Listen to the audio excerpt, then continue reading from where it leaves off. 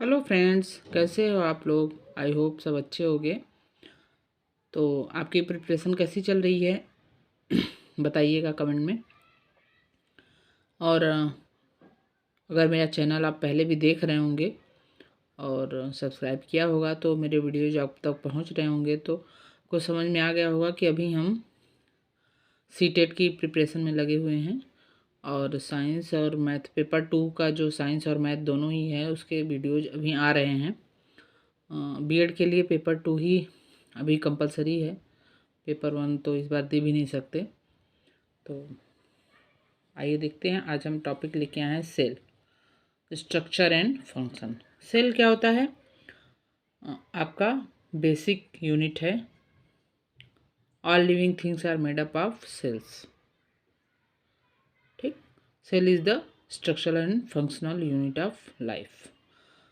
सबसे जो जैसे आपका घर जो है ईंटों से बना होता है, उसका बेसिक यूनिट क्या है? ईंट है। एक ईंट रखाती है, फिर धीरे धीरे कई ईंटों से पूरा घर बन जाता है। वैसे ही हमारे शरीर की और बाकी जो लिविंग ऑर्गेनिज्म है उनकी बेसिक जो इकाई है वो सेल है, कोशिका।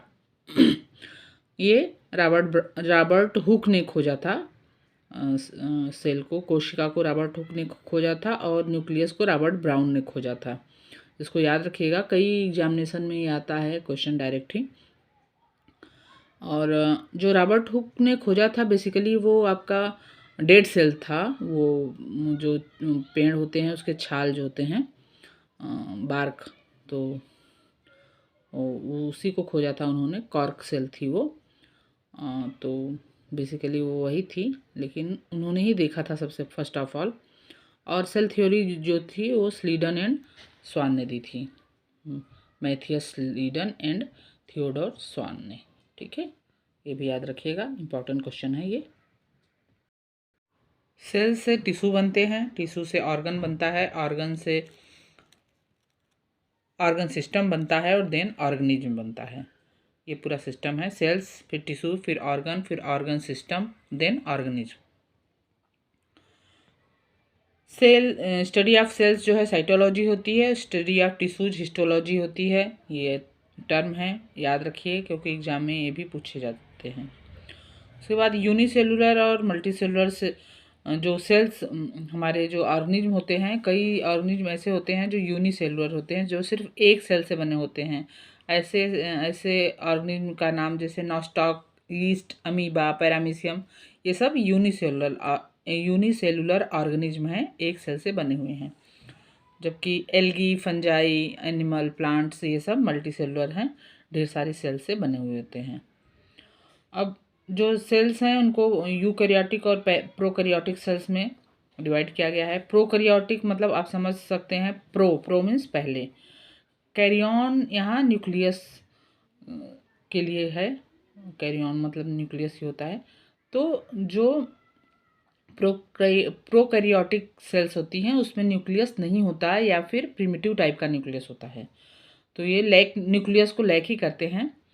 और मेम्ब्रेन बाउंड सेल ऑर्गेनल्स में भी नहीं होते इसमें, जैसे कि एग्जाम्पल जो हैं blue green algae, mycoplasma etcetera, ये सब जो हैं प्रोकैरियोटिक के एग्जाम्पल हैं। जबकि यूकैरियोटिक सेल्स में ये न्यूक्लियस प्रेजेंट होता है और न्यूक्लियर एनवेलप भी होता है, मेम्ब्रेन बाउंड ऑर्गेनल्स भी होते हैं। इसमें एल्गी, फंजाई, मैमल्स ये सब आते हैं। एल्गी जो है याद रखिए कि वो जो है आपका इसमें ग्रीन पिगमेंट होते हैं और फोटोसिंथेसिस करता है। तो मोस्टली ये भी क्वेश्चन आ जाता है कि ऐसा कौन सा लिविंग बीइंग है जो कि माइक्रो ऑर्गेनिज्म है जो फोटोसिंथेसिस करता है, तो एल्गी होगा वो।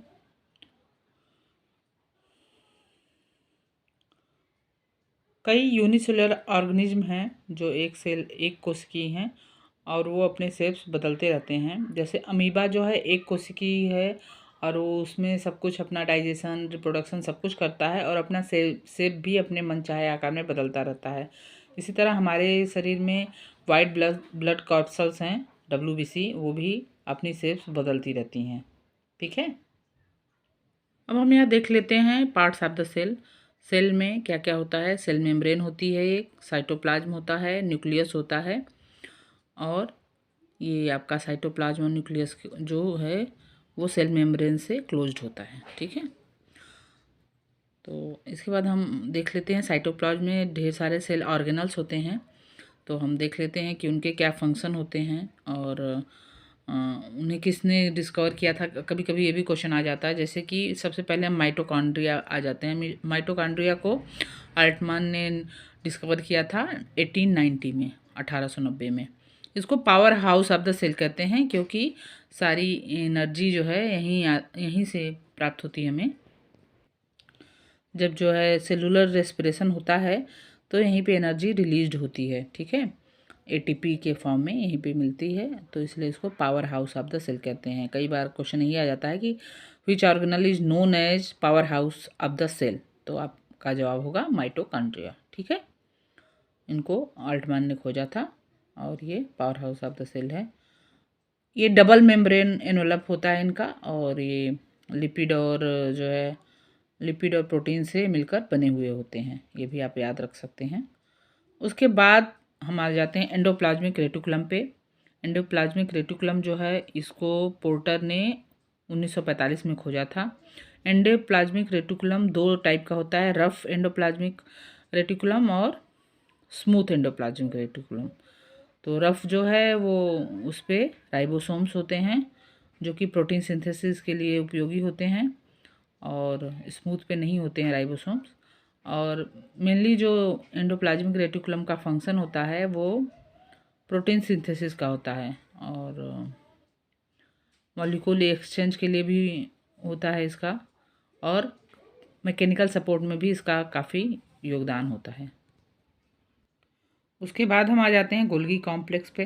गोल्गी कॉम्प्लेक्स जो है वो कैमिलो गोल्गी ने 1898 में डिस्कवर की थी, और नोबेल प्राइज़ मिला था उनको 1906 में, ठीक है। इसी डिस्कवरी पे गोल्गी कॉम्प्लेक्स का मेन फंक्शन सिक्रेशन होता है, और स्टोरेज प्रोवाइड करता है प्रोटीन के लिए, और सेल वॉल फॉर्मेशन के लिए होता है, ठीक है। लाइसोसोम फॉर्मेशन बहुत इंपॉर्टेंट है। लाइसोसोम फॉर्मेशन गोल्गी कॉम्प्लेक्स से ही होता है, ठीक है। लाइसोसोम जो है उसको हम सुसाइडल बैग के रूप में भी जानते हैं। इसका दूसरा नाम सुसाइडल बैग है। इसको 1949 में डी डुवे ने खोजा था, ठीक है। ये सिंगल मेम्ब्रेन बाउंड होता है, ठीक है। अभी हमने डबल मेम्ब्रेन बाउंड सब देखे आपके, लेकिन लाइसोसोम जो है वो सिंगल मेम्ब्रेन है, बाउंडेड है, ठीक है। ये हाइड्रोलिटिक एंजाइम्स इसके पास होते हैं, इसलिए ये अपने आप को भी खा सकता है, इसलिए इसको सुसाइडल बैग्स बोलते हैं, ठीक है। और राइबोसोम अभी हमने एंडोप्लाज्मिक रेटिकुलम में देखा था। इसको पैलाडे ने 1955 में डिस्कवर किया था। ये एंडोप्लाज्मिक रेटिकुलम से अटैच होता है। ये सेल का स्मॉलेस्ट ऑर्गेनल होता है, ये याद रखिएगा, और प्रोटीन सिंथेसिस में हेल्प करता है। स्मॉलेस्ट ऑर्गेनल जो है राइबोसोम है, और लार्जेस्ट ऑर्गेनल जो है वो न्यूक्लियस है, ठीक है। इसको रॉबर्ट ब्राउन जी ने 1831 में खोजा था। लार्जेस्ट ऑर्गेनल और most easily seen. Hereditary materials के का कैरियर, प्राइमरी कैरियर न्यूक्लियस ही होता है, और ये जो है न्यूक्लियस जो है साइटोप्लाज्म से न्यूक्लियर मेम्ब्रेन द्वारा सेपरेटेड होता है, ठीक है। अभी ये आपका 2023 का अगर क्वेश्चन पेपर आपने देखा होगा अगस्त का, तो उसमें एक क्वेश्चन भी आया था कि कौन से सेल ऑर्गेनल में न्यूक्लियस नहीं होता है। उसमें ऑप्शन था माइटोकॉन्ड्रिया। तो ये क्वेश्चन आप देख रहे होंगे, which of the following cell organelles contain their own DNA. Plastids, mitochondria, nucleus, vacuole. DNA मतलब हेरिडिटरी मटेरियल। तो सॉरी, हम न्यूक्लियस की बात कर रहे थे, लेकिन क्वेश्चन था कि which of the following cell organelles contain their own DNA. तो पहला ऑप्शन प्लास्टिड, फिर माइटोकॉन्ड्रिया, फिर न्यूक्लियस, फिर vacuole. Choose the correct option, B and C and D, A B C and A B D, ठीक है। तो इसमें vacuole में नहीं होता है डीएनए, बाकी A B C option third है इसका, ठीक है। ये एक सेल का डायग्राम है, इसमें देखिए ये वैक्यूल है, ये न्यूक्लियर मेम्ब्रेन, ये न्यूक्लियस, ये माइटोकॉन्ड्रिया, ये साइटोप्लाज्म और ये सेल मेम्ब्रेन। इसमें सेल वॉल नहीं है। तो जो है ये एनिमल सेल का डायग्राम है, प्लांट सेल का नहीं है। ठीक है, हम जो है प्लांट सेल और एनिमल सेल में कंपेरिजन देख लेते हैं। तो इसमें सेल मेम्ब्रेन जो होता है प्लांट सेल एनिमल सेल दोनों में प्रेजेंट होता है। सेंट्रियोल्स जो हैं ये प्लांट सेल में एब्सेंट होता है, एनिमल सेल में प्रेजेंट होता है। सेल वॉल जो है वो भी प्लांट सेल में प्रेजेंट होता है, एनिमल सेल में एब्सेंट होता है। न्यूक्लियोलस दोनों में प्रेजेंट होता है, न्यूक्लियर मेम्ब्रेन दोनों में प्रेजेंट होता है, साइटोप्लाज्म दोनों में ही प्रेजेंट होता है। प्लास्टिड जो है वो प्लांट सेल में होता है और एनिमल सेल में नहीं होता। वैक्यूल जो है प्लांट सेल में लार्ज होते हैं और एनिमल सेल में स्मॉल होते हैं। इसमें हम प्लास्टिड छोड़ दिए हैं, प्लास्टिड देख लेते हैं क्या है। प्लास्टिड जो है वो आपके प्लांट सेल में ही पाए जाते हैं। स्मॉल कलर्ड बॉडीज होती हैं जो कि साइटोप्लाज्म में ही मिलती हैं। उनके कई कलर होते हैं।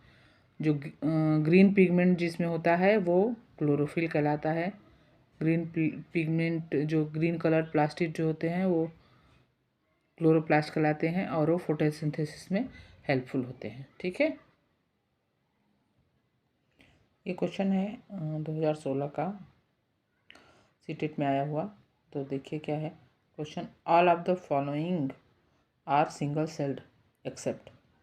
पहला एम्ब्रियो है, दूसरा पैरामीशियम है, तीसरा हैंस एग्स है और चौथा जाइगोट है। तो आपको पता है कि एम्ब्रियो जो है सिंगल सेल नहीं होता है, बाकी सब सिंगल सेल होते हैं। पैरामीशियम, हैंस एग, जाइगोट ये सब सिंगल सेल्ड होते हैं।